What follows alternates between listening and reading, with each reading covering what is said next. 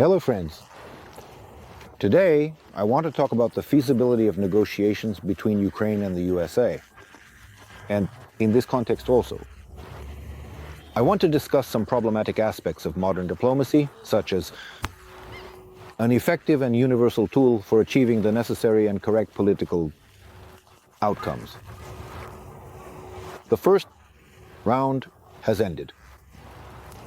Political negotiations aimed at achieving a ceasefire along the front lines of the Russian-Ukrainian war are still pending. The answers of the Russian ruler Vladimir Putin, and this answer will definitely be positive. Putin will reaffirm his commitment to peace. That's just how things seem to work in the world.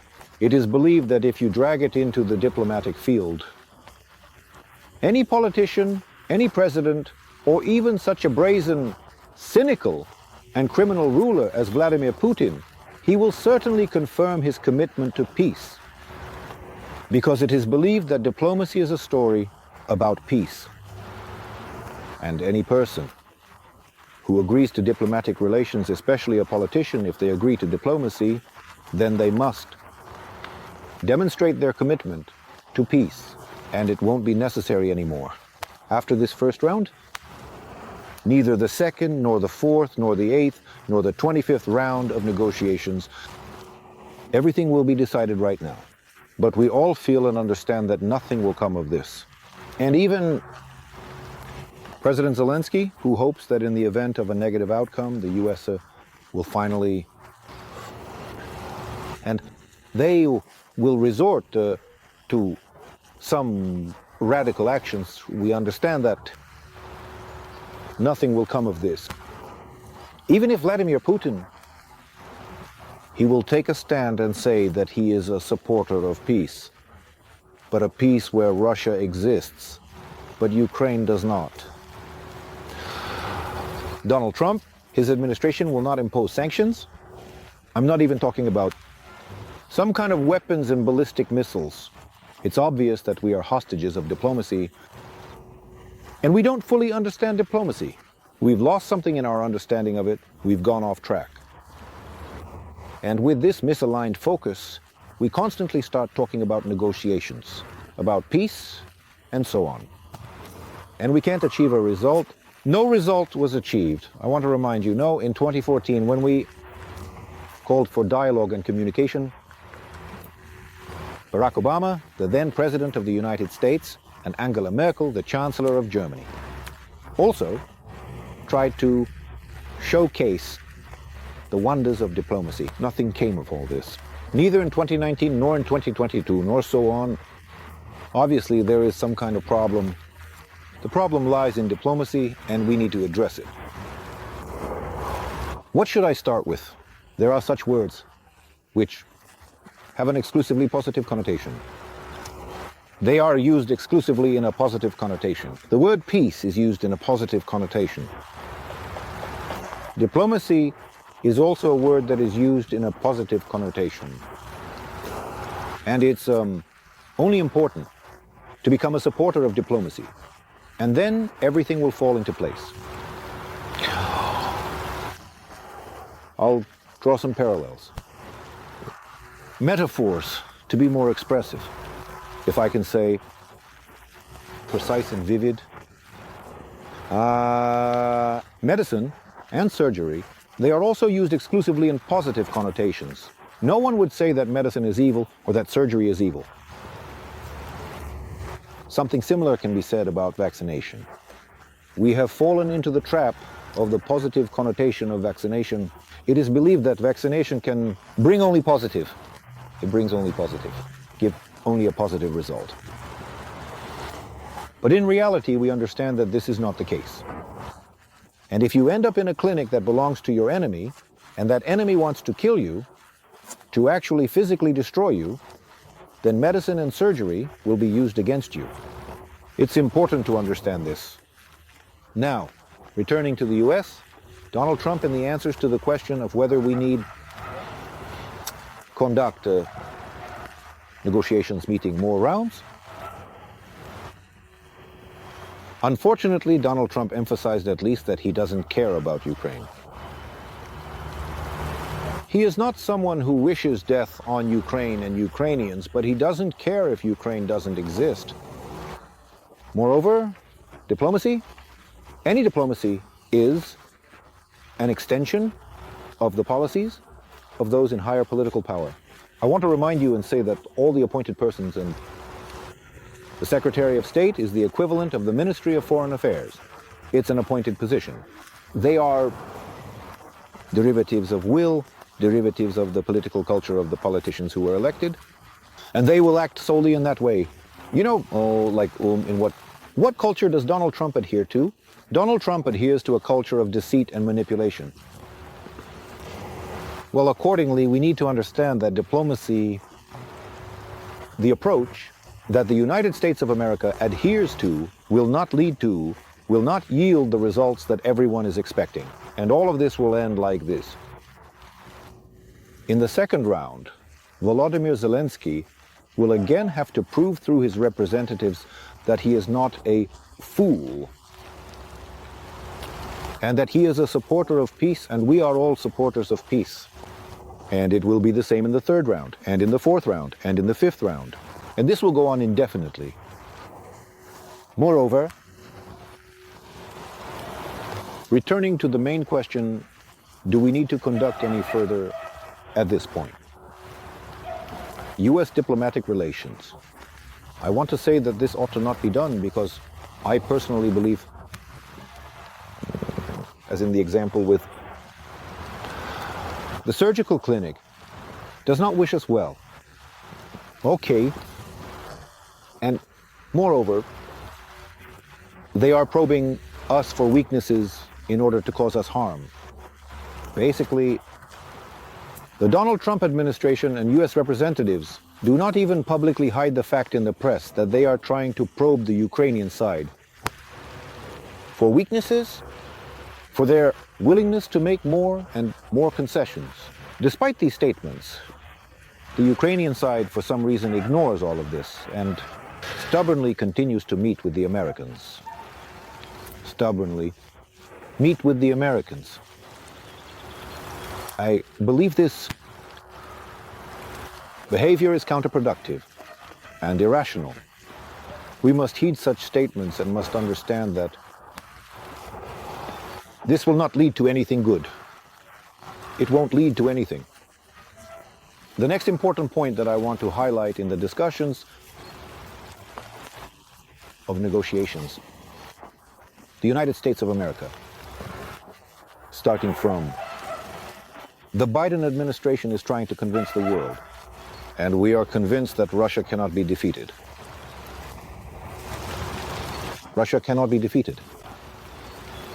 It means that it cannot be defeated by weapons and military methods. Then the question arises, if Russia cannot be defeated by military means and diplomacy is our only effective and universal tool, then maybe Russia can be defeated through diplomacy. Since it's a universal and effective method, but that's not how the question is framed. No one intends to defeat Russia through diplomacy. It's obvious that you can't defeat anyone with diplomacy, but here the question arises, is it necessary to win at all?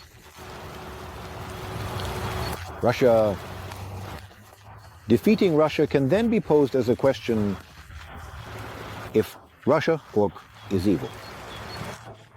If Russia is not evil, then of course, there is no need to defeat Russia. I want to highlight one transformation that occurred with the arrival of Trump.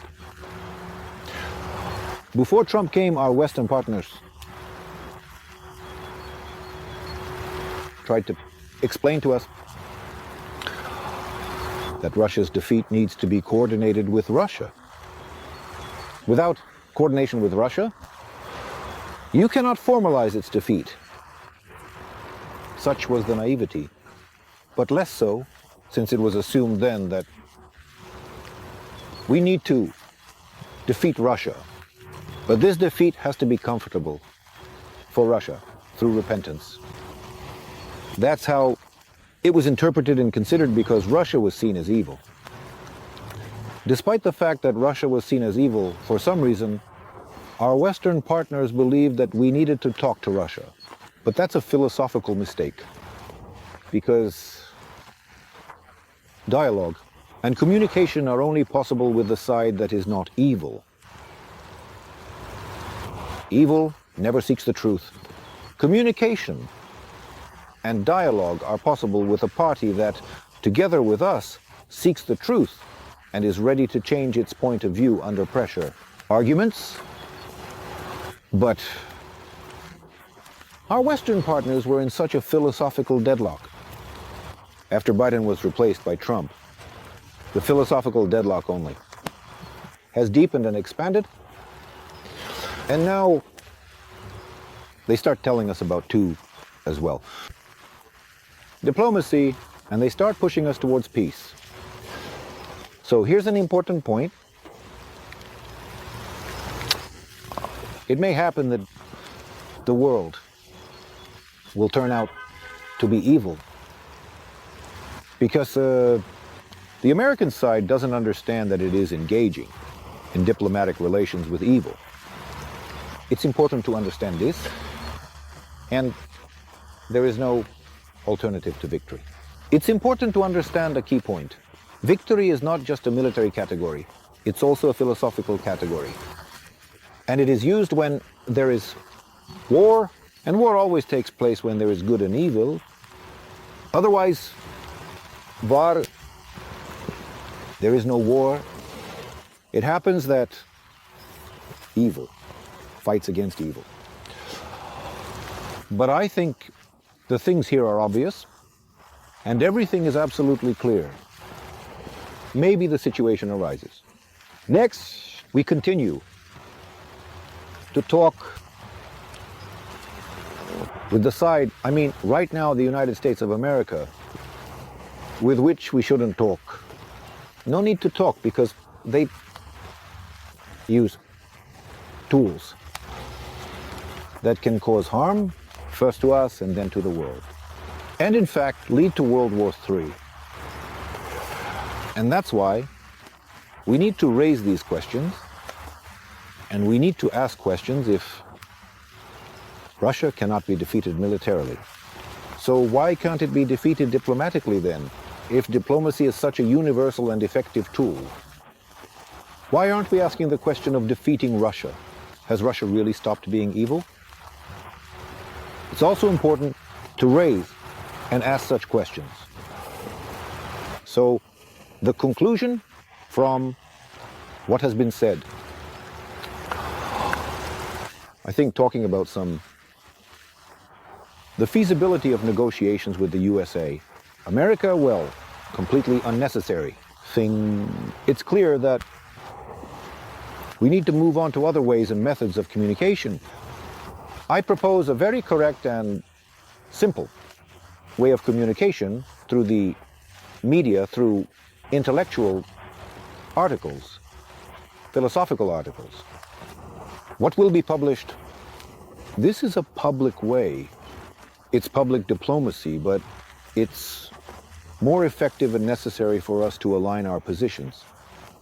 The culture of diplomacy involves personal meetings after positions have been publicly agreed upon in the pages of magazines and newspapers and interviews. Because if this doesn't happen, then scandals occur. What did Zelensky do while he was at the White House? He decided to align positions directly in a conversation with Donald Trump.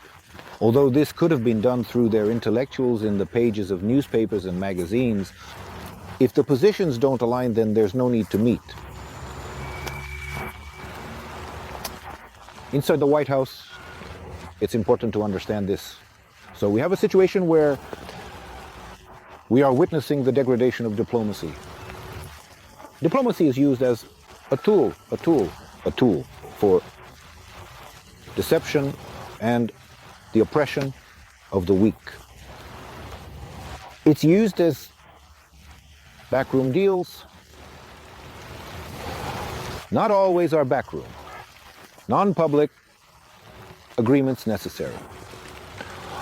In the situation we find ourselves in, openness is needed, publicity is needed, and we need to practice such models of diplomacy ourselves. So basically, that's what I wanted to say for today. Thank you all for your attention and for supporting the channel. All the best. Until next time.